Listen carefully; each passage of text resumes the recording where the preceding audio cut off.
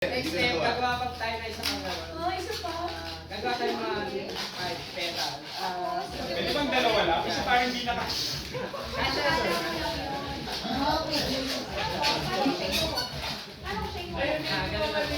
Takot ako. Opo, ito kasi makakulong na sabi ko, okay? Tapos, paano kayo bubuli? Ganun lang po eh. Ganun lang lagi sa dito.